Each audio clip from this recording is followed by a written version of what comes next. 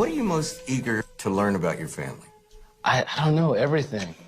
All of the little stories are... Has never heard anything about his ancestors who lived through the aftermath of slavery. So we searched for clues about his father's side of the family. The paper trail that we uncovered confounded our expectations. Unlike most African Americans who were freed by the end of the Civil War, your ancestors weren't. They couldn't get it right. Well, they just stuck to it. Well, somebody didn't get it right, but it wasn't your ancestors, it was the people who owned them. Take a look at this. Chickasaw Nation Freedmen Roll.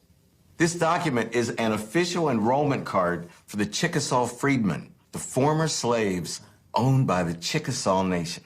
Owned by the Chickasaw Nation? Owned by the Chickasaw Nation. Your ancestors were enslaved by Native Americans. Here's your great-great-grandmother, Mary Kemp, her 11 children, including Bill Cheadle, your great-grandfather, William. And you can see William's father, or Hence Cheadle. You are one of the few African Americans who was not enslaved by white people, enslaved by Native Americans. I don't know how I feel about that. It's blights on the way this country started, you know, slavery and the genocide of the Native Americans and the Trail of Tears and all those horrible stories of what has happened to the Native people here. And then our family was owned by people who had suffered. It's just, that's mind-blowing. Most people don't realize that the Cherokee, Creek, Seminole, Choctaw, and Chickasaw nations owned slaves. As self-governing entities, they weren't subject to the laws of the United States. So what did this mean for Don Cheadle's ancestors? When the Civil War ended, the 5 civilized tribes kept their slaves.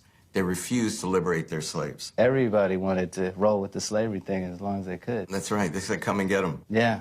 You got to take my slave. You got, yeah. Pry it from my cold, dead hand. And I had no idea. I had neither. This is amazing. The United States government didn't make a treaty with the Chickasaw until 1866, forcing them to liberate their slaves and make them citizens. The Chickasaws freed their slaves, but they did not offer them citizenship in the Chickasaw Nation.